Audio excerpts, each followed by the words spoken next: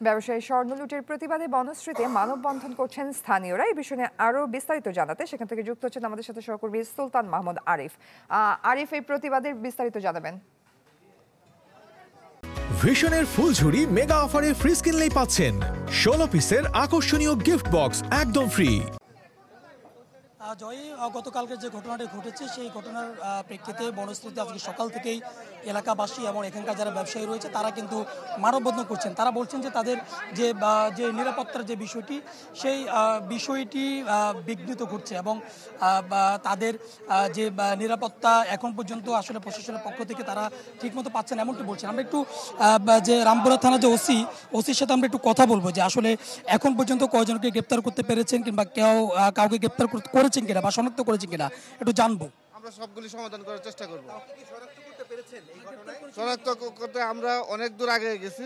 আমরা একটা রেজাল্ট নিয়ে আপনাদের সাথে কথা বলতে চাই, ঠিক আছে? কতজন ছিল আপনাদের আগে পরে ওই ঘটনার সাথে কতজন জড়িত ছিল? এখানে আমরা তিনটা মোটরসাইকেলে মোটামুটি 7 জনকে আমরা শনাক্ত করতে পারি। 7 জন 7 জন ব্যক্তি ছিল।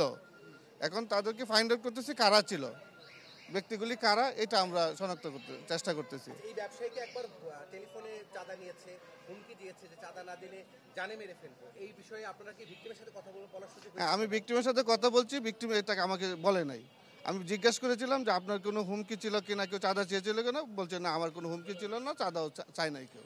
আচ্ছা, ওরা একটা আলটিমেটাম দিয়েছে যে 24 ঘন্টার ভিতরে যদি আপনারা গ্রেপ্তার করতে সক্ষম না হন তাহলে আরও কঠোর কর্মসূচিতে যাবে। এখন আপনারা কি ব্যবস্থা নিচ্ছেন?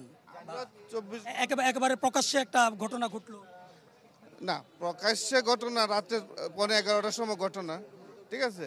এখন আমরা আমাদের অবস্থান থেকে সর্বাত্মক চেষ্টা করতেছি।